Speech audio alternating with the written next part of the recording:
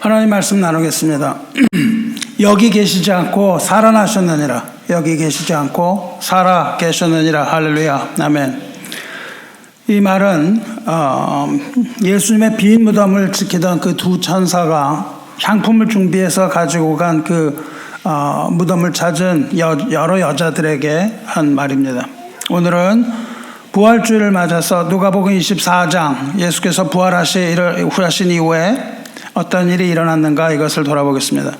특히 오늘 말씀 가운데 여러 사람들이 나올 텐데 여러분들이 이 등장인물들에 특히 주의하면서 들으시기 바랍니다. 안식 후 첫날 여자들이 예수의 시신을 장사 지내기 위해서 향품을 준비해 가지고 무덤을 찾죠.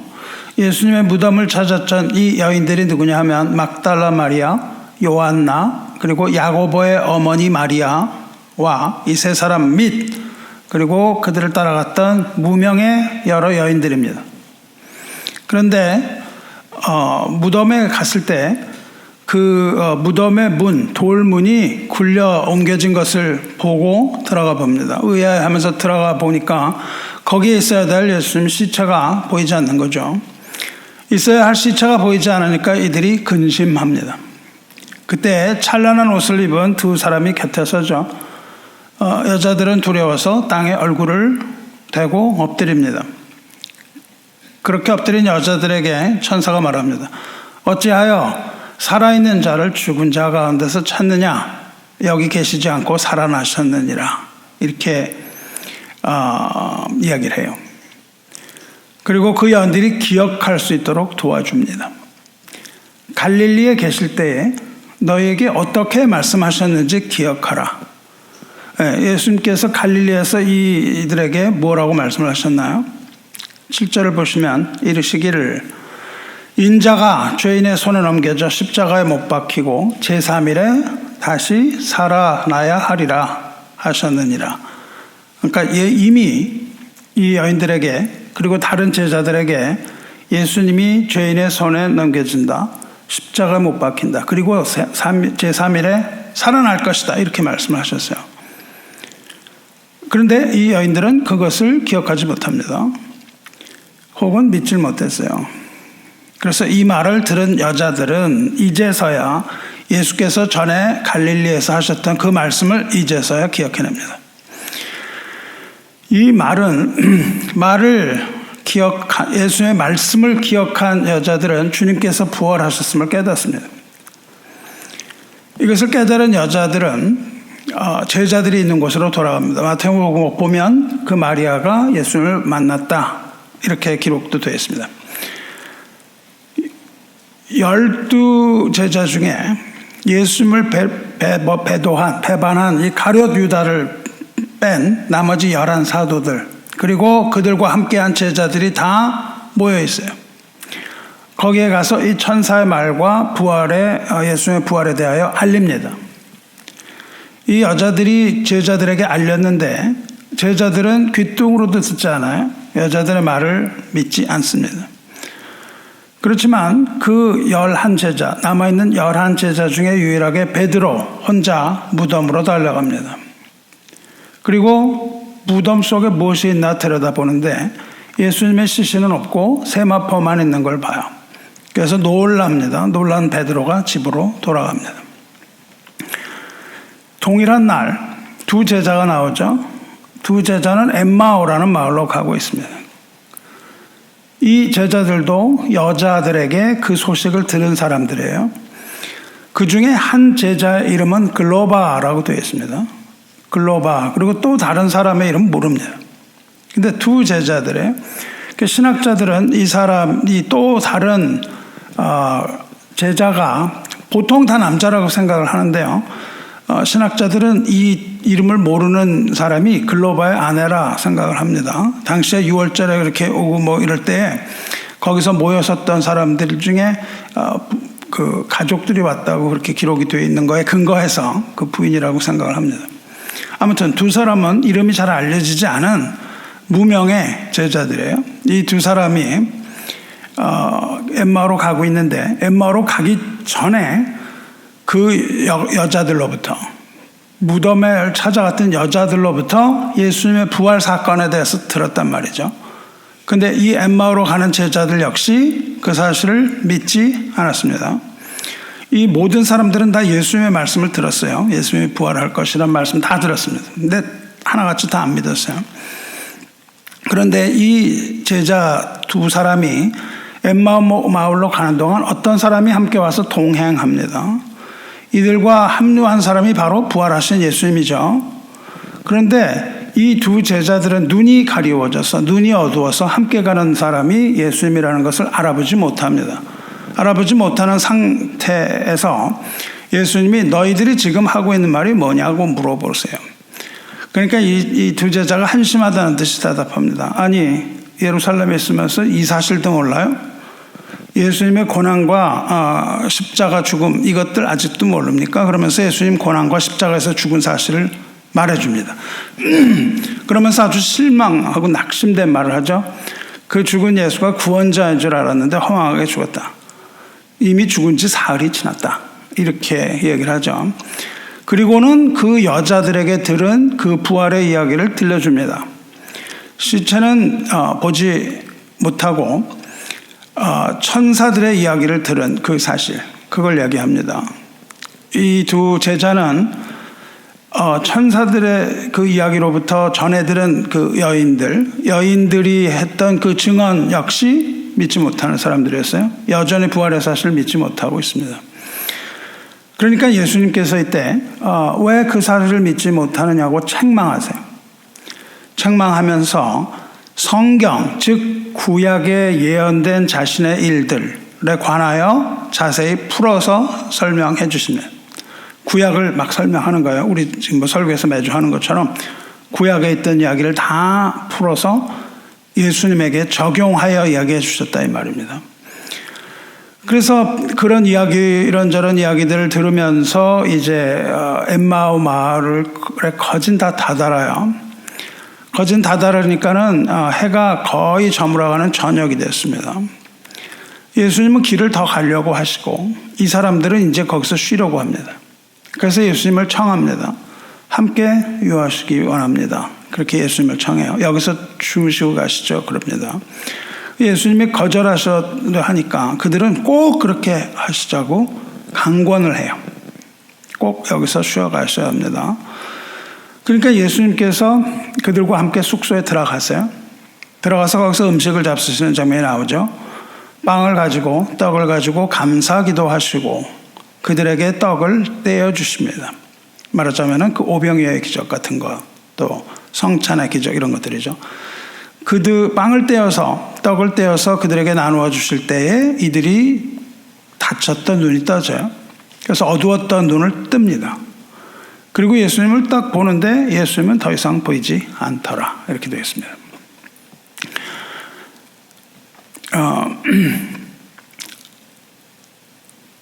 그 예수께서 말씀을 풀어서 설명하여 주실 때 이 사람들이 마음이 뜨거워졌다. 그렇게 되어 있습니다. 설명해 주실 때 마음이 뜨거워졌던 이 두 사람은 이제 그분이 예수님이구나, 부활하셨구나 하고 부활하신 예수님을 만나요. 만났는데 예수님은 거기 계시지 않습니다. 그 사실을 깨달은 이 두 제자는 곧 바로 거기에 머물지 않고 일어나서 예루살렘으로 돌아갑니다. 왜요? 모이는 사람들에게 이 이야기를 전하기 위해서. 그래서 이제 거기를 가보니까 베드로도 이제 돌아와 있는 거예요. 그리고 거기 다시 합해서 11제자가 됐겠죠. 11제자들 뿐만 아니라 함께 했던 여러 제자들이 다 한 방에 모여 있는 겁니다. 거기에서는 지금 방금 무덤에서 돌아온 베드로가 예수님의 부활에 대해 열심히 설명을 하고 있는 거예요. 이 사람들이 모여갖고 무슨 이야기를 하고 있습니까? 부활 이야기를 계속하고 있어요. 그렇게 베드로가 이제 예수님 부활하셨다는 이야기를 하고 있는데 이제 엠마오에서 달려온 이 두 제자들도 자기들에게 일어났던 일, 즉 부활하신 예수님 만난 사실을 증언하는 거예요. 다 같이 모여가지고. 그때에 예수님께서 거기에 나타나십니다. 문을 닫아 걸었었는데도 불구하고 예수님이 그 가운데 나와 사셨다 이렇게 기록되어 있습니다. 우리 찬송가 중에 해 저물어 날 얻으니 이거 지은 분이 이 사실을 보고 찬송가 쓰셨는데 인생의 마지막 해 저물고 날 저물은 이런 생각을 하고 있어요. 해가 떨어지는 이런 걸 하고 있다가 생각이 난 거예요. 우리 교회에서 모임이 있지. 내가 왜 거기를 안 가고 있지? 내가 거기 안 갔을 때 예수님이 나타나시면 어떡하지? 이런 두려움이 생겼습니다. 예수님이 어디에 나타나셨어요? 모두가 모여서 하나님의 말씀을 하고 나누고 있을 때 예수님이 나타나셨다고요. 근데 해 저물고 이제 날이 어두워져서 자야 되잖아요. 근데 교회에서 모임이 있고 말씀이 나누어지고 찬송을 하고 있는 거예요. 나는 왜 거기서 빠지지? 이 생각을 하면서 달려가면서 그 찬송가를 작곡을 합니다. 여러분, 이렇게 예수님이 어디서 나타나세요? 모든 제자들이 다 모일 때 그 가운데 하나님이 주님께서 나타나십니다. 문이 닫혀 있음에도 불구하고 주님은 거기 나타나셔서 말씀하십니다. 첫 마디가 뭡니까? 너희에게 평강이 있을지어다. 이 말씀하세요. 느닷없이 그 얘기를 하십니다. 에이렌의 후민 헤브리어로 하면 샬롬 샬롬. 평강이 있을 것이다. 예수님께서 문을 열고 들어오신 게 아니라 갑자기 나타나신 것이기 때문에 이 제자들은 깜짝 놀랍니다. 모두가 깜짝 놀라요. 그래서 무서워합니다. 무서워하면서 예수님이 이게 몸으로 부활하신 게 아니고 영이 오셨구나. 예수님이 영이 왔구나. 이렇게 생각을 해요. 예수님이 그 마음을 다 아십니다. 그 마음을 아신 예수께서 어찌하여 두려워하느냐? 어찌하여 마음에 의심이 일어나느냐? 이렇게 얘기를 하세요. 그러면서 나를 만져보라. 영은 살과 뼈가 없으되 너희 보는 바와 같이 나는 있느니라. 이렇게 말씀하십니다. 그리고 못 박힌 손과 발을 보여주세요. 몸으로 부활하신 것을 증명해서 보여주세요. 우리 같으면 화를 바로 낼 거죠. 야, 내가 몇 번을 얘기했는데 너희는 아직도 부활하는 사실을 못 믿어. 이렇게 야단칠 수 있잖아요. 예수님 야단 안 치십니다. 야단 안 치시고 그걸 다시 또 보여주고 계세요. 내가 이렇게 부활했으니까 나의 손과 발을 보고 내가 부활한 사실을 믿어라. 이렇게 말씀하십니다. 그래서 그 사실을 본 제자들이 기뻐해요. 기뻐는 하는데 아직도 그 사실이 믿어지지는 않는 거예요. 믿어지지가 않고 놀랍게 여깁니다. 그때 예수님께서 먹을 것을 청하시죠. 이제 육신으로 부활하신 걸 보여주기 위하여 먹을 걸 청하시니까 구운 생선 한 토막을 드리고 예수님은 거기서 그 구운 생선을 드시는 장면이 나옵니다. 그 후에 예수님께서 그걸 드시고 부활에 대해서 다시 설명을 하세요. 그리고 이제 예루살렘에서 회개의 물결이 일어날 것이다. 그리고 모든 족속에게 복음이 전파될 것이다. 이렇게 가르치세요. 그러면서 뭐라 그러시냐 하면은 이 모든 일, 회개가 시작될 것이며 복음이 모든 족속에게 전파될 것이라는 그 일, 즉 죽으시고 부활하신 그 예수님의 일, 너희가 이 모든 일의 증인이다. 이렇게 말씀하신 거예요. 그리고 그 후에 뭐가 있냐면 이제 내가 너희에게 약속한 것을 보낼 텐데 그때까지 너희는 예루살렘에 머물라. 이렇게 말씀하세요. 예수님이 약속하신 게 뭐냐면 성령입니다. 그러니까 이 상태에서 예수님께서 너희가 증인인데 성령을 받을 때까지는 움직이지 말고 예루살렘에 모여 있으라. 그렇게 말씀하세요. 그리고 그들을 축복하시고 하늘로 올라가십니다. 올려지세요. 이 사실을 목격한 제자들은 예수님께 경배합니다. 예수님께 경배할 뿐만 아니라 크게 기뻐해요. 그리고 예수님의 말씀을 따라서 예루살렘으로 돌아가서 거기서 기다립니다. 어떻게 기다리냐면 거기에서 매일같이 하나님을 찬송하며 성령을 기다려요. 이것이 누가복음의 마지막입니다. 24장 마지막이에요. 그리고 이 이야기는 사도행전으로 이어지는 거예요. 그대로 이어집니다. 그래서 사도행전 첫 부분이 이 마지막 부분과 중복이 조금 돼요. 이거를 자세하게 읽으려면 사도행전으로 넘어가면 됩니다. 자, 이제 사랑하는 성도 여러분, 이제 이야기를 들으셨어요. 여기에 등장하는 인물들을 이제 기억하시죠? 여기에 등장한 모든 사람들은 예수님의 제자입니다. 예수님께서 살아계실 때 예수님과 동고동락 매일매일 같이 지냈어요. 그러면서 예수님의 모든 말씀을 다 들었던 사람들입니다.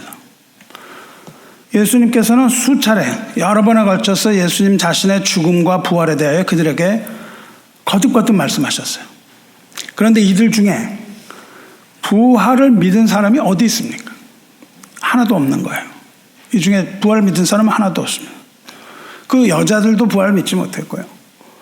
또 엠마오로 가는 제자들도 부활을 믿지 못했고 11제자 베드로를 포함해서 거기로부터 자유로울 수 없습니다. 다 부활을 안 믿었고 거기 있던 수많은 모든 사람들이 다 부활을 안 믿었어요. 어때요? 한심하잖아요. 예수님 부활 안 믿어. 한심하지 않으세요? 성경을 보니까 이게 너무 한심한 사실들이 있는 겁니다. 근데 과연 우리가 이 사람들의 믿음을 탓할 만한 자격이 있겠냐 하는 겁니다. 과연 우리도 여기로부터 자유로운가요? 이 제자들을 비난할 만한 어떤 우리에게 그런 사실이 있습니까? 우리도 매번 교회를 여러분 10년 다니시고 20년 다니셨으면 10년 동안 20년 동안 주님의 부활에 대해서 매번 듣죠. 부활 설교를 안 하는 교회를 할지라도 1년에 한 번은 듣습니다. 1년에 한 번은 부활해서 듣는데 하지만 과연 우리 중에 얼마나 많은 사람들이 주님의 부활을 믿겠습니까? 이야기는 많이 들었는데 정말로 이것이 믿어지나요? 예수님을 따르던 마르다는 동생 나사로의 죽음 앞에서 예수님으로부터 이런 질문을 받죠.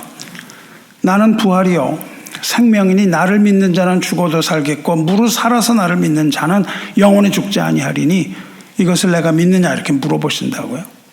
이때는 이미 나사로가 죽었다고요. 그래서 살릴 수 없다고 생각을 해요.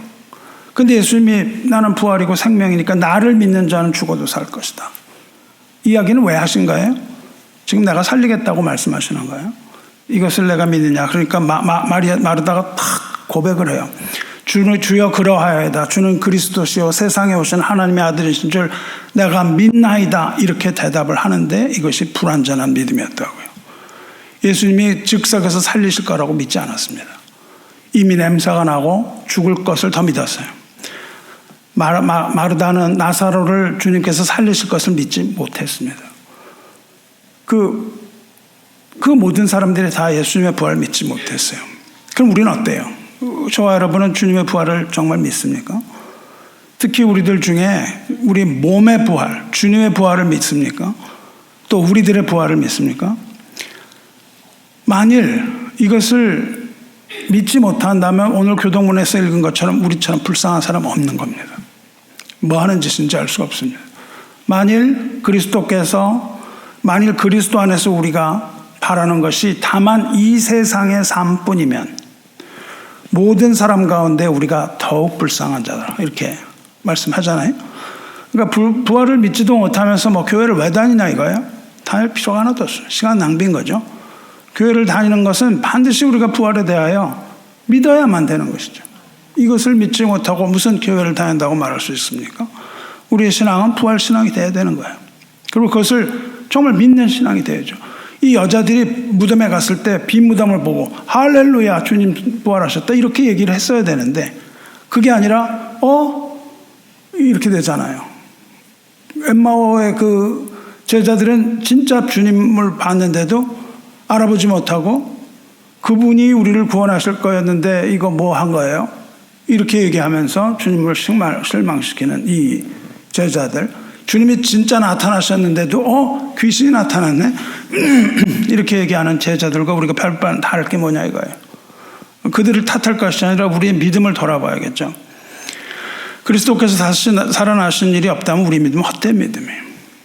우리 믿음이 헛된 거라면 만일 그렇다면 우리는 여전히 죄 가운데 있는 겁니다. 죄 사함을 받지 못하는 거죠. 그러나 천사들이 말한 것처럼 그리고 여자들이 본 것처럼 주님은 무덤에서 일어나셨습니다. 할렐루야.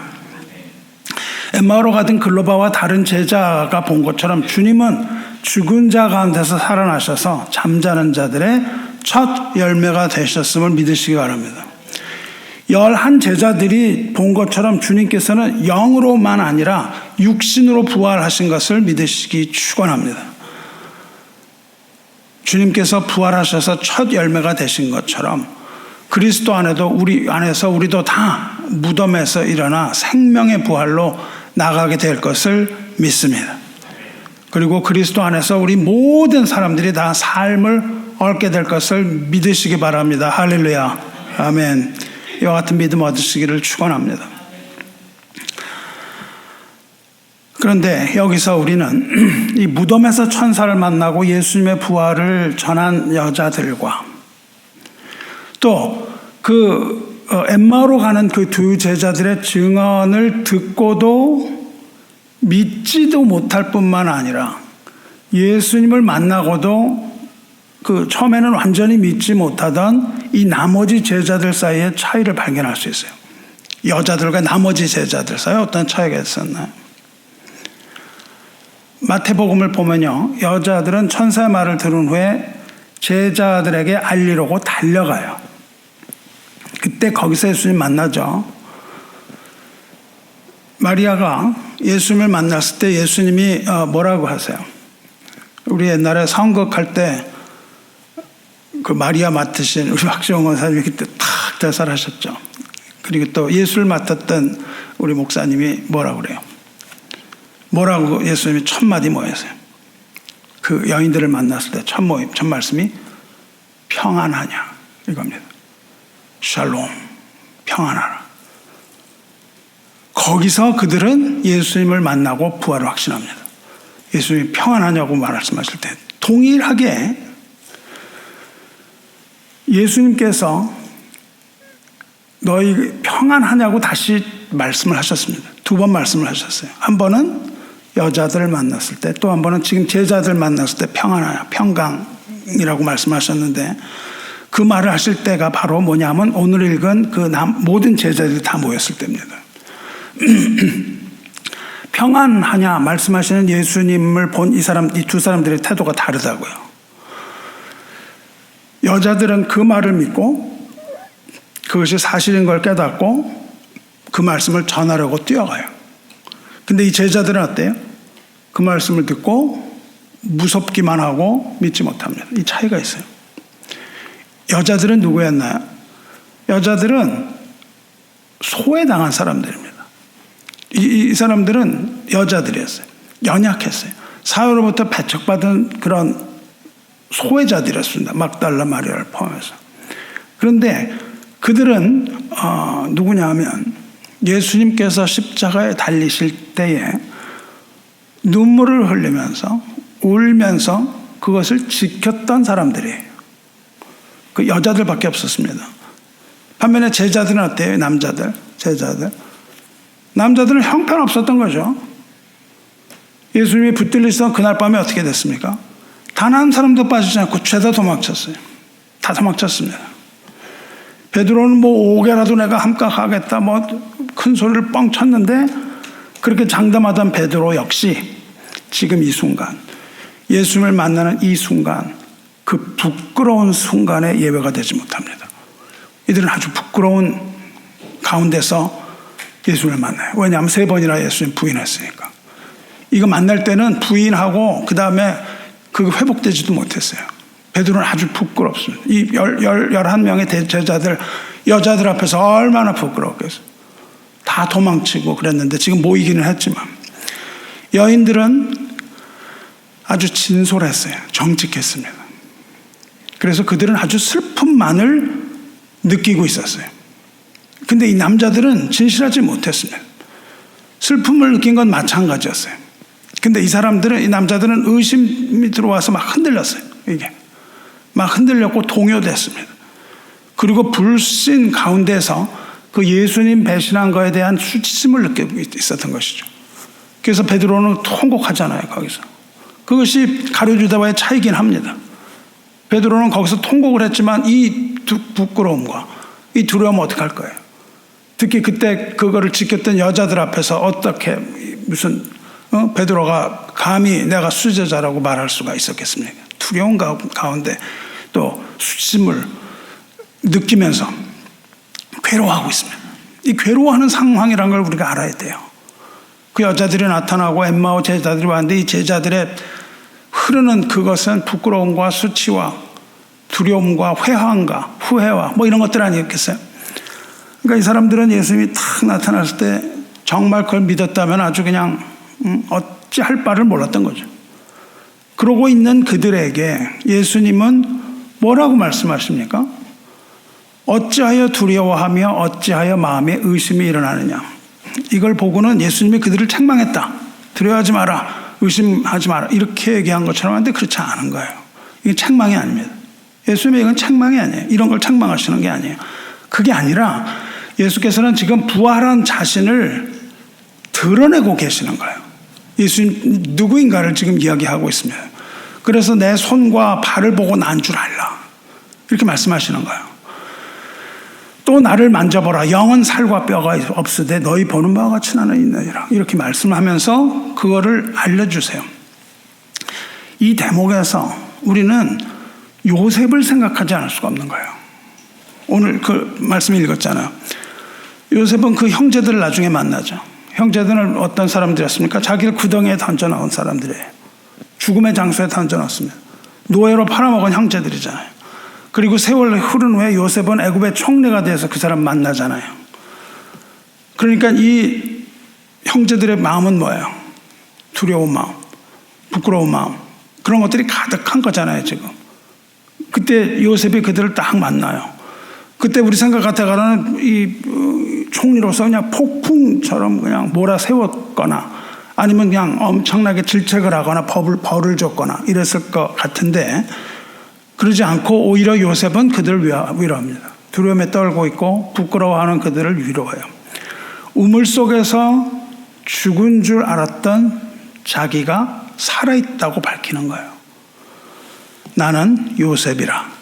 나는 당신들의 아우 요셉이니 당신들이 애굽의 판자라 그런다고요. 그러면서 이렇게 말합니다. 당신들이 나를 이곳에 팔았다고 해서 근심하지 마소서. 한탄하지 마소서.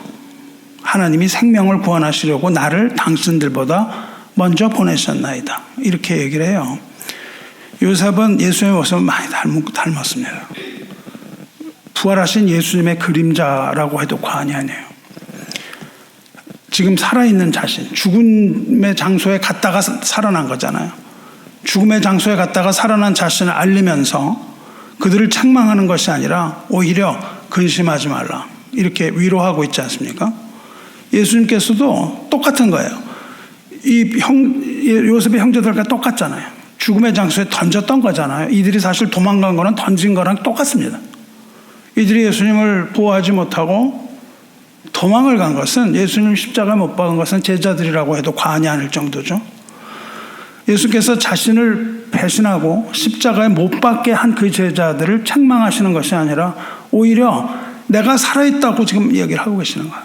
당신들이 나를 우물에 던졌지만 나는 살아있다. 요셉이 얘기한 것처럼 당신들이 나를 십자가에 못 박았지만 나는 살아있다. 이렇게 하면서 두려워하지 말고 믿으라. 이렇게 격려하고 계시는 거예요. 그래서 예수님께서는 그 마리아에게 천사들을 보내서 마리아에게 그 사실을 알리시고 부활의 사실을 알리시고 그 후에는 이제 엠마오 제자들에게 나타나시고 이제 친히 여기 나타나셔서 그들의 두려움을 제거하시는 겁니다. 이제 두려움이 제거돼야 되는 거예요. 그리고 예수님에 대한 그들의 사랑을 다시 불타오르게 합니다.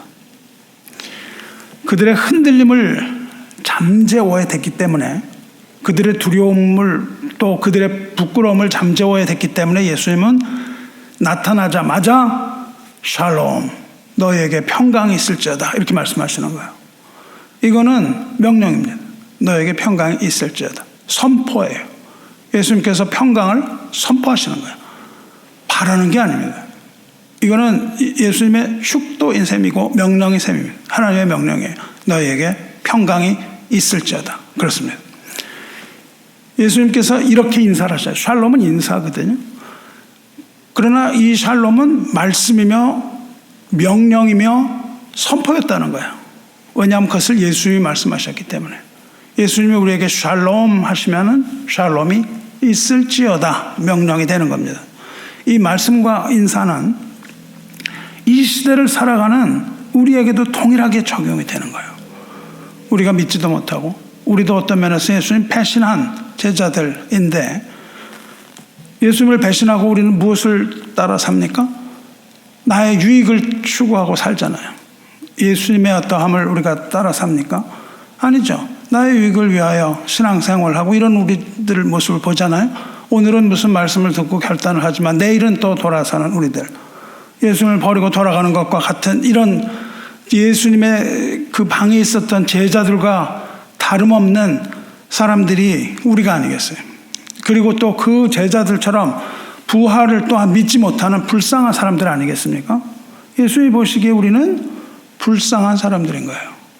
믿음이 없어서 두려움과 근심 가운데 살아가야 되는 사람들입니다. 믿음이 없잖아요. 그러니까 근심하잖아요. 두려워하잖아요. 이렇게 살아가는 주님의 백성이 아닙니까? 이렇게 살아가는 우리들에게 주님은 꾸짖지 않으신다는 거예요. 꾸짖지 아니하시는 주님. 이것을 꾸짖는 것이 아니고 샬롬, 너희에게 평강이 있을지어다. 주님이 이렇게 말씀하시는 겁니다. 우리가 우리의 어려움과 두려움과 우리의 못된 것들을 주님 앞에 가지고 나갈 때 주님은 그것을 불쌍하게 보시고 평안이 있을지어다 하면서 평안을 선포하시는 겁니다. 이거는요, 단순한 인사가 아니라니까요. 부활하신 예수 그리스도의 시대에, 예수님이 이제 부활하셨잖아요. 그래서 예수님의 시대가 어떠할 것이라는 것을 공포하시는 거예요. 왜냐하면 예수님은 왕의 왕으로 오셨거든요. 그래서 그것을 선포합니다. 부활하신 예수님의 시대에 무엇이 있다고요? 평강이 임할 것이다. 이제는 평강이 임할 것이다. 내가 평강의 왕이라고 선포하시는 것이 되기도 하는 거예요. 그래서 예수님이 탄생하실 때 수많은 천군과 천사들이 나타나서 찬송하죠. 지극히 높은 곳에서는 하나님께 영광이요, 땅에서는 하나님의 기뻐하시는 사람들 중에 평화로다. 이렇게 땅의 평화가 선포되는 겁니다. 그리고 완성되는 것이 이 방에서 예수님이 선포하신 거죠. 그리고 그들이 함께 찬송했던 것처럼 부활하신 예수께서 머무시는 곳, 그 부활하신 예수님을 만나는 모든 사람에게는 평화가 있을 것이라는 복된 말씀의 선포입니다. 우리가 예수님을 믿고 부활하신 예수님을 만나고 또한 부활하신 예수님을 뵙는 그 장소는 언제나 평화의 장소라는 거예요. 비록 우리가 죄인이며 하나님을 배반한 패악한 무리라 할지라도 주께서는 우리를 위로하시는 위로의 하나님입니다. 이와 같은 믿음으로 주 안에서 평강을 누리시기를 주님의 이름으로 축원합니다. 사랑하는 성도 여러분, 이 모든 사람들이 부활하신 주님을 만났어요. 그리고 마지막으로 부활에 대한 확신을 갖게 됩니다. 예수님의 열심으로 저와 여러분도 부활하신 주님을 만나게 되기를 축원합니다. 자, 그렇다면 이 사람들이 언제 부활하신 주님을 만났을까요? 이들은 인생의 피크, 인생의 정점에서 주님을 만나지 못했어요. 오히려 이 사람들은 좌절하고 낙담하고 부끄러운 상태에서 주님을 만납니다. 주님을 배신하고 주님을 고통 가운데 내버려두고 도망쳤던 그 가장 부끄러운 순간에 주님을 만난다고요. 주님의 예언과 약속을 믿지 않고 의심하고 천사들의 증언마저도 믿지 않고 있던 이 완전한 불신앙의 상태에서 주님을 만납니다. 믿음의 상태에서 주님을 만난 게 아니에요. 불신앙의 상태에서 주님을 만납니다. 이것이 우리를 위로하고 우리에게 희망을 주는 겁니다. 우리가 믿음이 없는 자 같으나 주님을 만나는 것은 오히려 우리가 믿음이 없는 그때, 가장 낙담하고 가장 인생의 바닥을 기어갈 때 주께서 우리를 찾아와서 만나시는 거예요. 비록 우리가 깊은 믿음 갖지 못했다 할지라도 실망하지 않을 것은 주님께서 우리를 불쌍히 여기셔서 오히려 우리 앞에 나타나신다는 사실을 믿으시기 바랍니다. 내가 강한 믿음을 자랑하며 교만한 상태에서 주님 만나지 못합니다. 우리가 서로 믿음을 자랑할 때 주님을 만나지 못해요. 오히려 가슴을 치며 나는 죄인으로서이다. 그렇게 고백하는 자에게 주님께서 나타나시잖아요. 불신앙의 대명사 바울, 그 바울은 그 바닥에서 호련히 나타나신 예수님을 만나는 겁니다. 고꾸라져서 예수님을 만나죠. 이들이 또 언제 주님을 만납니까? 이들은 선한 목자를 잃어버리고 뿔뿔이 흩어지고 목자 없는 양같이 유리할 때에 그때 이들 앞에 나타나시는 거예요. 목자 없음을 불쌍히 여기셨다. 그렇게 되어 있습니다. 목자 없음을 불쌍히 여기시고 주님이 나타나십니다. 이들에게 필요한 것은 무엇이었어요? 부활하신 목자였어요. 예수님께서는 이렇게 유리하고 갈 바를 알지 못하는 자들에게 나타나십니다. 우리가 무엇을 해야 하고 무엇을 알아야 한다면 주님이 나타나실 필요 없습니다. 우리가 무엇을 해야 할지도 모르고 아무것도 할 수 없는 이런 상태에 주께서는 우리에게 나타나시는 것을 믿습니다. 실로 주님은 우리의 그 교만한 시점, 믿음에 있어서의 교만, 삶에 있어서의 교만, 이런 교만한 우리 인생의 정점에서 만나주지 않으시고 인생의 밑바닥 헤매는 그 겸손한 상태에서 만나주세요. 우리에게 고난과 어려움이 겹치면 이런 것들이 닥치면 기뻐하시기 바랍니다. 주님을 만날 수 있는 기회가 될 수 있기 때문이에요. 내가 낙담하고 쓰러지고 그 밑바닥에 좌절하는 그 상태에서 주님이 만나주시는 거예요. 그런 상태에서 주님을 만났습니다. 그러면 성도 여러분, 이들이 주님을 만났는데 뭘 하고 있다가 주님을 만났어요?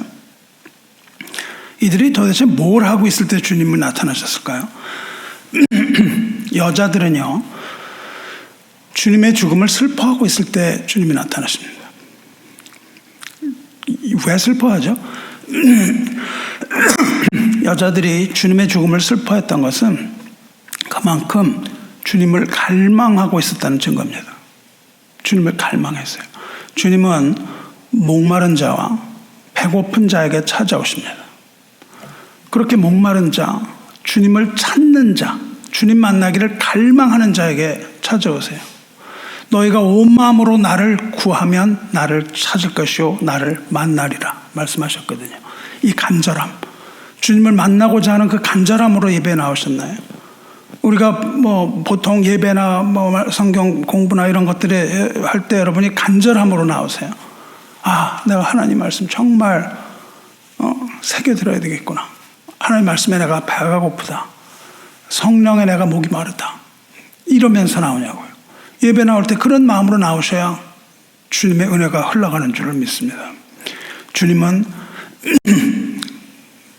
갈망하는 자에게 나타나십니다. 지금 주께서는 그 만나기를 갈망하는 자, 그 여인들의 마음에 찾아오신 거예요. 목마른 사슴처럼 주님을 갈망하는 자에게 주께서는 찾아오신다는 겁니다.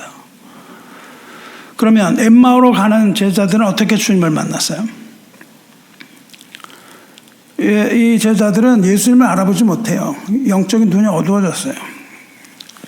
그렇게 어두운 눈을 가지고 길을 가다가 날이 저물었을 때 그들은 알지도 못하는 예수, 누군지도 몰라요. 지금 누군지도 모르는 예수와 함께 유할 것을 권합니다. 저희와 함께 여기에 쉬어서 가십시오. 아브라함은 모르는 객을 대접하다가 부지부식간에 하나님을 만납니다. 형제 중에 지극히 작은 자 하나에게 음식 대접하고 또 목마른 자에게 마시게 하는 자가 예수님 보시기에 양이었어요. 오른쪽에 있는 양, 영생으로 들어가는 것이었습니다. 그들은 작은 자 하나에게 음식을 대접하고 목마른 자 마시게 하다가 영생의 복을 얻어요. 그리고 자기들이 뭘 했는지도 모릅니다. 왜 모르겠어요? 성령께서 하시는 일이기 때문에 그래요. 우리는 정말 그 일을 우리의 의로 하는 것이 아니라 성령을 따라 하기 때문에 정말 하나님의 뜻을 따라 일을 한 사람은요, 자기가 뭘 했다고 생각하지 않아요. 뭘 했어요, 우리가? 한 게 없습니다, 주님. 이렇게 얘기하는 사람이 있고요. 그 옆에 있는 왼쪽은 무슨 얘기를 합니까? 아니, 우리가 뭘 안 했단 말이에요? 우리가 다 했는데요. 이렇게 얘기하잖아요. 정말로 하나님의 일을 하는 사람은 일했다고 생각하지 않습니다. 할 수가 없어요. 왜냐하면 내가 한 게 아니고 성령께서 하신 일이기 때문에. 이렇게 이렇게 섬기는 자에게, 약한 자를 섬기고 도와주고 이러는 자가 예수님을 만날 수 있다는 겁니다. 예수께서 이들의 청을 받아들이지 않으셨어요. 그러니까 이들은 그렇게 대접하기를 강권했다고 되어 있습니다. 아주 사모하는 열정으로 예수님 쉬어가시기를 강청할 때 만나주셨어요. 그렇게 강청할 때에 우리가 구제하고 불쌍한 사람을 돌보고 고아와 과부를 돌보다가 하나님을 만나기도 합니다. 또 이들은 뜨거운 마음으로 하나님 말씀 되게 곰씹어 보고 있었어요. 하나님 말씀 묵상하고 있었습니다. 그 길 가면서 그랬거든요. 그렇게 있다가 예수님이 성경을 가르치세요. 성경 공부죠. 성경을 배울 때 하나님 만납니다. 우리 한국의 오순절이라고 불리는 1907년 평양 대부흥이 일어날 때가 언제예요? 말씀 사경회. 사경회가 무슨 뜻입니까? 성경 공부를 사경회라고 불러요. 우리 수요일날하는 그레이스 바이블, 이게 사경회라고요. 매주 하는 사경. 이 사경을 하다가 평양 대부흥이 일어난다고요. 여러분, 부흥을 경험하고 싶으세요? 성령을 경험하고 싶으세요? 말씀을 사모하고 이런 거에 빠지면 안 됩니다. 그저 부끄러운 썬데이 크리스찬 돼서는 안 되는 거예요. 하나님의 말씀을 사모하는 그 마음 가운데 성령의 부으심이 있었다고요. 그리고 수많은 사람들이 그때 대부흥에서 하나님을 만났습니다. 말씀을 사모하면서 모이시기 바래요. 기회가 주어져 있는데도 왜 기회를 놓치세요? 돈 받아요? 우리 교회가 앞으로는 이 성경 공부를 할 때 좀 등록금을 받든지 해야 될 것 같아요. 시험을 보고 패스페일 하면 나올 것 같은데 이게 공짜다 보니까는 아무 가치가 없는 것처럼 느껴지는지도 모르겠습니다. 여러분, 말씀을 사모하시기 바랍니다. 교회는 이거를 위하여 여러분에게 기회를 주는 거예요. 이 기회를 놓치지 말고 하나님 만나시기 바랍니다. 저도 하나님 말씀 듣는 가운데 하나님 만났어요. 하나님 말씀을 들어야 됩니다. 하나님 말씀 듣지 않으면 하나님 만나지 못해요. 믿음이 생길 수가 없습니다. 믿음은 말씀으로부터 나오는 것이기 때문에요. 그렇지 않은 모든 믿음은 거짓 믿음입니다. 내가 열심히 믿음이 있는 것 같은 거 다 거짓 믿음이라고요. 그런 믿음은 없습니다. 믿음은 오직 하나님의 말씀으로 오는 것이고 그것은 예수 그리스도의 말씀으로 말미암는 겁니다. 자, 이제 이들은 다 모였어요. 모조리 11제자, 엠마오로 가던 제자, 그리고 다른 제자들 모조리 다 모였을 때 주님께서 나타나십니다. 모였을 때 주님이 나타난다고요. 모조리 다 모이니까는 그때 주님이 나타나셨어요. 주께서는 성도의 모인 곳에 나타난다 말씀하십니다. 나 혼자서 무슨 내가 있는데 주님을 못 만납니다. 두세 사람이 모인 곳에 내가 있느니라 말씀하셨어요. 누구의 이름으로? 주의 이름으로. 주님의 이름으로 두세 사람 모인 곳이 뭐예요? 교회 모임이라니까요. 교회 모임 가운데 나타나십니다. 여러분, 혼자 계실 때 예수님이 다시 오실 것 같아요? 안 그렇습니다. 모여 있는 가운데 났어요. 구약에서 그걸 계속 이야기하고 있어요. 성도들이 성전 바깥에서 모여 있는 가운데 나타났습니다. 이제는 담대한 가운데 나타난다고 히브리서가 증거하고 있어요. 자, 이들은 참담한 심정이었는데 그 비록 참담한 심정이라 할지라도 거기에 예수님의 증인들이 모여들고 있었다고요. 제자들이. 무덤을 다녀온 베드로가 한참 증언하고 있었죠. 엠마오로 가던 글로바 한재호가 제자 증언에 합류했죠. 제자들이 모여서 사랑의 교제를 나누고 있을 때에, 그리고 그 교제 가운데 그냥 놀고 먹는 것이 아니라 주님의 말씀을 나누는 그 말씀이 증언되고 있는 그 교제 가운데 그때에 주님께서 나타나신다고요. 하나님을 경외하는 자들이 모여서 하나님을 찬양할 때 하늘에 계신 하나님께서 그것을 분명히 들으시고 그 옆에 있는 책에 기록을 하신다고 되어 있습니다. 우리가 모여서 하나님의 말씀을 듣고 하나님을 찬양할 때 하나님께서 그것을 들으시고 하늘에 있는 서책자에 그 모든 것들을 다 기록하겠다고 말씀하셨어요. 이들은 의심이 들었습니다. 비록 의심을 떨쳐버리지 못했지만 모였어요. 모여서 이들은 증언을 듣고 들었습니다. 그런 의구심이 있었음에도 불구하고 이들은 흥분이 됐다고요. 말씀을 들을 때 흥분이 됐습니다. 그렇게 흥분이 되고 있는 차에 이 글로바와 또 다른 그 엠마오로 가던 제자가 와서 합세를 하니까 새로운 기대와 희망이 생기는 거예요. 이제 막 기대와 희망이 넘쳐나가려고 하는 거 하고 있습니다. 이렇게 모인 이들이 기대하고 또 한 가닥 희망을 가지면서 서로 믿음을 더해 가려고 할 때에 주님께서 나타나신다고요. 기대와 소망은 주님을 만나는 지름길입니다. 우리가 모여서 기대와 소망으로 서로 북돋우는 것이 주님 만나는 지름길이에요. 기도의 응답을 기대하면서 소망 잃지 마시기를 주님의 이름으로 축원합니다. 이렇게 모인 자들이 뭐가 됐습니까? 마침내 주님의 교회가 된다고요. 요셉을 배신한 형제들도 마찬가지입니다. 요셉이 형제들에게 이렇게 말하거든요. 당신들이 나를 이곳에 팔았다고 해서 근심하지 마소서, 한탄하지 마소서. 하나님이 생명을 구원하시려고 나를 당신보다 먼저 보내셨나이다. 하나님이 큰 구원으로 당신들의 생명을 보존하시고 당신들의 후손을 세상에 두시려고 나를 당신들보다 먼저 보내셨나니, 이렇게 말해요. 그렇습니다. 제자들은 예수님 배신하고 도망갔지만 후에 근심하면서 교회가 돼요. 요한복음에서 이렇게 말하면 하나님이 그 아들을 세상에 보내신 것은 세상을 심판하려 하심이 아니라 그로 말미암아 세상이 구원을 받게 하려 하심이라. 그래서 예수님이 이 땅에 오셨다는 거예요. 당신들이 나를 죽였지만 하나님이 나를 여기에 보내신 것은 심판이 아니라 당신들을 구원하는 것이다, 이렇게 말씀하세요. 하나님께서 십자가에 주님을 못 박은 것은 생명을 구하기 위함이라는 거예요. 그리고 하나님께서 요셉의 후손의 경우에 요셉 형제 후손을 두시려고 보내셨다 그래요. 그들에게 생명을 주셔서 후손을 두시려고. 요셉을 먼저 보내신 이유가 뭐예요? 후손을 세상에 두시기 위함, 이렇게 설명을 하거든요.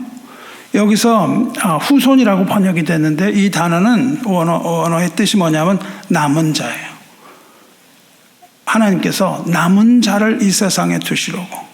그리고 이 후손, 요셉의 후손, 즉 이 남은 자는 후일 예수 그리스도의 죽음과 부활을 통하여서 거룩한 무리, 성도의 무리, 즉 교회가 되는 거예요. 이들이 모여서, 그 배신한 자들이 모여서, 그 두려움 가운데 있는 자들, 부끄러운 자들이 모여서 하나님의 교회가 됩니다. 이것이 바로 그리스도의 피로 사신 거룩한 하나님의 교회예요. 그러면서 요셉이 이렇게 말합니다. 그런즉 나를 이리로 보낸 이는 당신들이 아니오 하나님이시라. 하나님이 나를 바로에게 아버지로 삼으시고 그 온 집의 주로 삼으시며 애굽은 땅의 통치자로 삼으셨나이다, 이렇게 얘기를 한다고요. 그렇습니다. 예수님을 십자가에 보낸 것은 그 제자들이 아니라는 거예요. 유대인들도 아니라는 겁니다. 하나님께서 이 세상을 사랑하셔서 독생자를 주시고 십자가에 못 박도록 내어주셨다는 뜻입니다. 그러나 그 하나님께서는 예수를 부활하게 하시고 하늘 보좌에 앉게 하셔서 어떻게 했어요? 온 집의 주, 즉 온 세상을 통치하시는 만왕의 왕이요 만주의 주로 삼으신 겁니다. 할렐루야. 이것이 바로 놀라운 하나님의 섭리입니다. 요셉의 이야기를 통하여 우리에게 말씀하시는 것이고 예수 그리스도의 복음을 우리에게 계시하시는 겁니다. 성도 여러분, 이렇게 주님 만나시길 축원합니다. 주님을 영접하시기를 축원합니다. 자, 이렇게 해서 이 제자들은 이러이러한 상황에서 이러이러한 알고 있을 동안 예수님 만났어요. 그럼 예수님을 만난 후에는 어떤 일이 일어났을까요? 그걸 볼까요? 먼저 예수님을 만나자 그들에게서는 의심의 안개가 사라졌습니다. 주님께서는 그들의 의심의 안개를 거두어 가셨어요. 예수님을 만나면 우리가 의심을 날려보낼 수가 있겠죠. 심지어 의심 많던 도마까지도 완고한 그 의심을 저버리고 나의 주, 나의 하나님이라는 고백하지 않습니까? 주님을 만난 제자들은 의심이 날아갔을 뿐만 아니라 기억이 새롭게 되는 거예요. 천사들이 그 여자들을 기억하라 말씀하고 글로바에게도 그것을 기억하라, 이 제자들에게도 기억하라. 그리고 그 모든 제자들이 다 주님의 말씀이 기억났다고요. 지금 우리는 어떨까요? 우리가 주님을 만나면 주님의 말씀을 기억해요. 그런데 주님은 우리와 지금 물리적으로 함께 계시지 않습니다. 주님은 하늘나라로 승천하셨거든요. 주님 보좌에 계시거든요. 그럼 우리는 어떻게 주님을 만나요? 여기서. 그때는 주님이 방에 딱 들어가고 만나셨으니까 우리는 어떻게 만납니까? 지금은 성령 안에서 주님을 만나는 성령의 시대가 됐다고요. 성령이 하시는 일이 뭐예요?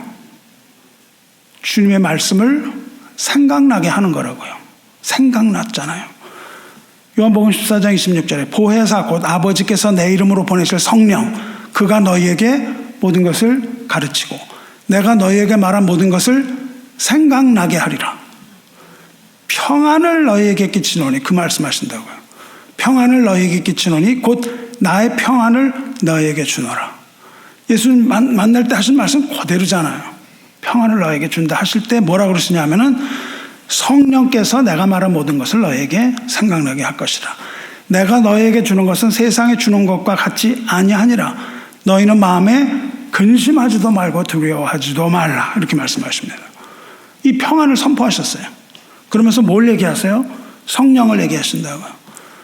성령의 시대에는 성령 안에서 주님을 만나는 거예요. 우리가. 그리고 평안을 주시는 것도 성령 안에서 주님께 우리에게 주시는 평화입니다. 저 여러분이 성령 충만하게 되시기를 축원합니다. 성령 충만이라는 것은 곧 주님을 만났다는 증거예요. 성령이 아니고서는 예수를 주라 시인하지 못합니다. 우리로 하여금 신앙을 고백하는 이가 누구예요? 바로 성령 하나님이세요.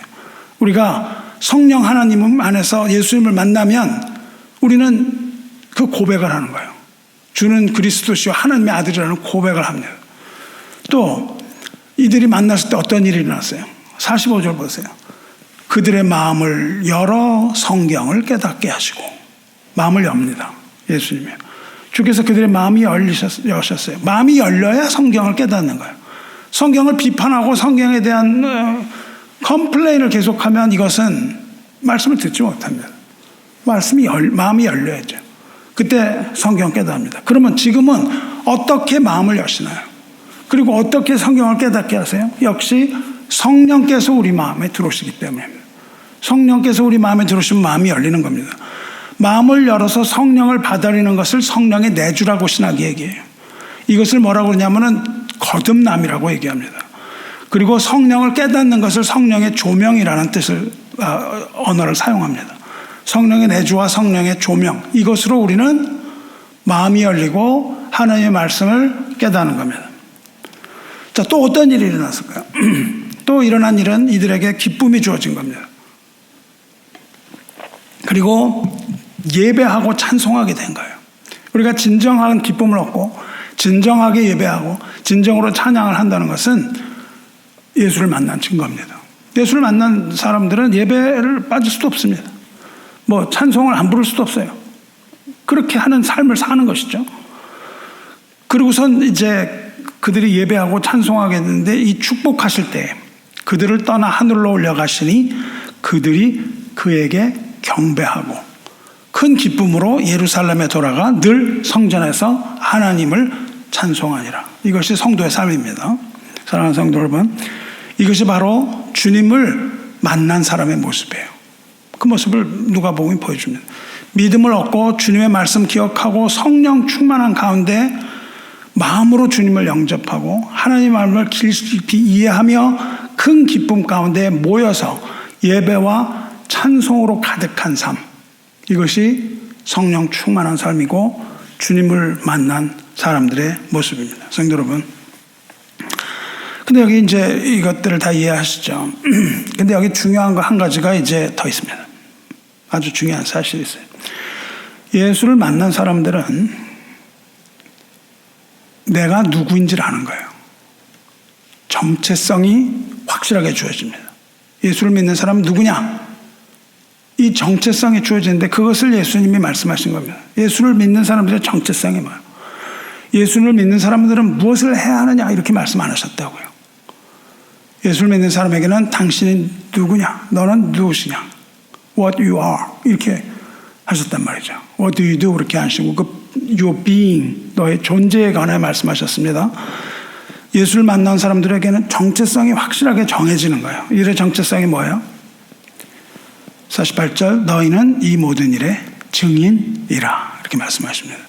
증인이라는 것은 너는 이 모든 일을 증거해라 명령이 아니죠. 뭐예요? 너희는 무엇이다 란 말이죠.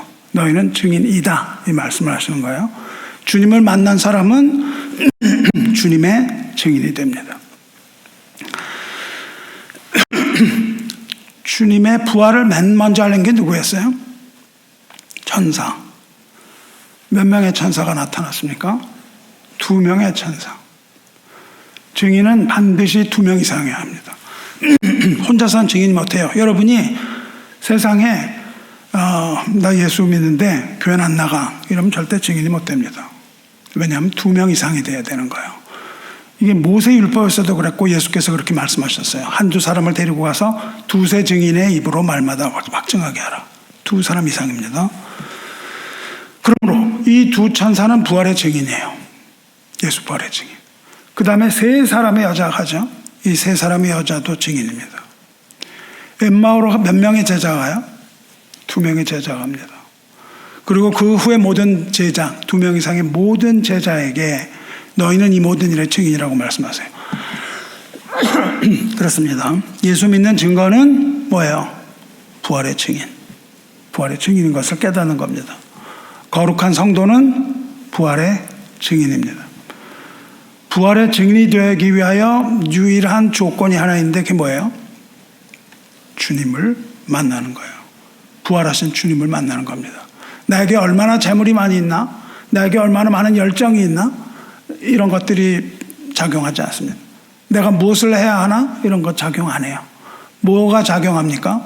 주님을 만났는가 만나지 못하는가에 따라 성패가 결정됩니다. 우리가 선교사로 나가는 사람이 많이 있지만은 자기의 의로움으로 나가는 사람도 많습니다. 저도 뭐 그런 사람 중에 하나였지만은 선교사가 되고 싶은 그 뭐 열정과 이런 것들이 있었지만은 절대 아니라고 예수님 말씀하시는 거예요.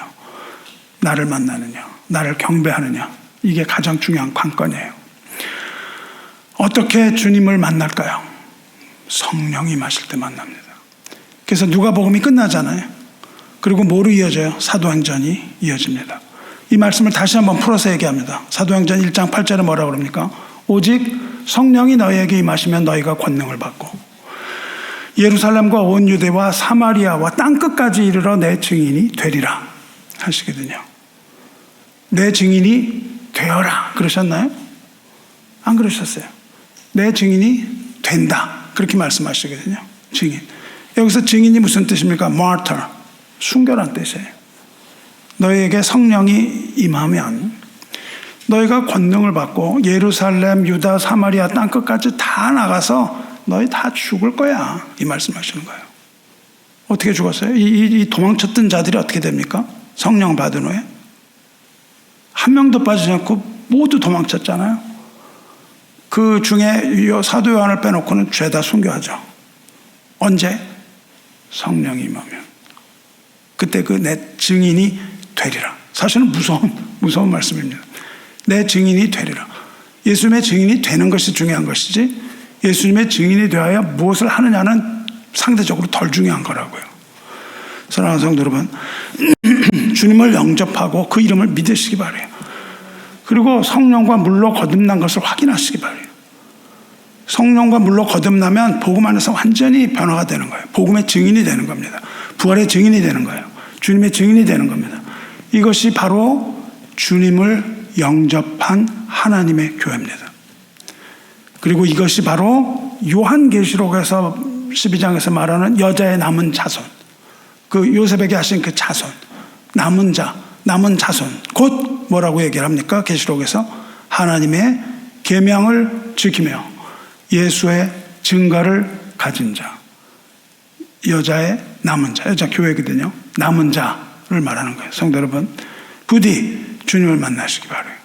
그래서 너희에게 평강이 있을지어다 이 말씀을 들으시기 바라요. 그리고 평강을 얻으시기 바랍니다. 하지만 그 평강은 한 개인을 위한 게 아니에요. 우리가 교회 나와서 나는 좀 위로받고 평안을 얻고 싶다. 그게 아닙니다.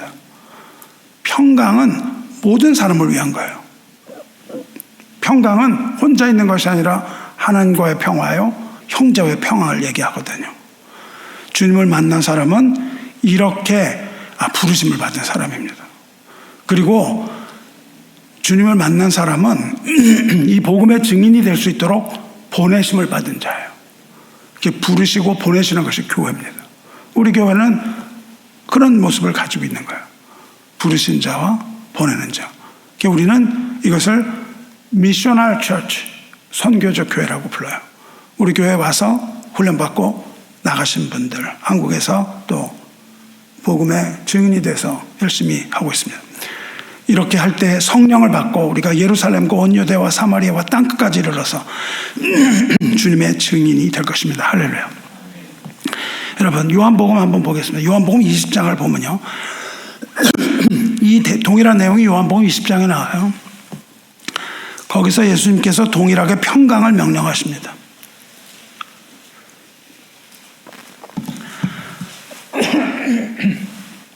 21절에 이렇게 말씀하세요. 예수께서 또 이르시되 너희에게 평강이 있을지어다. 아버지께서 나를 보내신 것 같이 나도 너희를 보내노라. 평강과 뭐를 연결이 되어 있습니까? 무엇이? 너희에게 평강이 있을지어다. 내가 너희를 보낸다. 이렇게 되어 있습니다. 평강을 받은 자는 어떻게 된다는 뜻입니까? 평강을 받은 자는 어떻게 된다는 말씀이에요.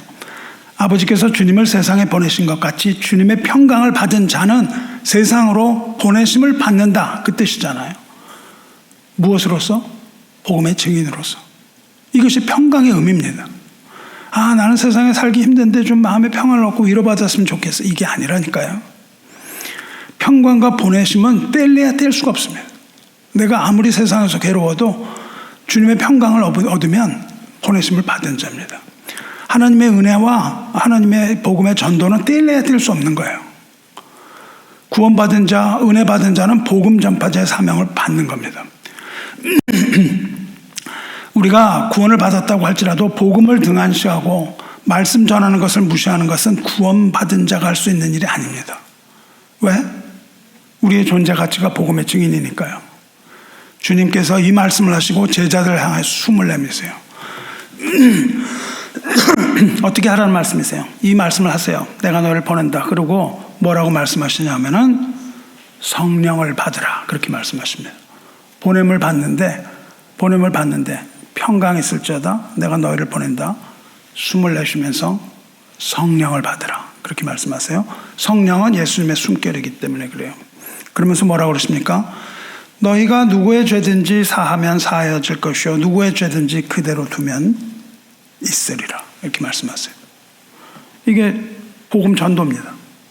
그렇습니다. 주님을 만나서 주님의 이름을 부르며 구원받는 백성을 복음을 반드시 전해야만 하는 거예요. 교회는 죄를 사할 권세도 있고 죄를 그대로 둘 권세가 있습니다.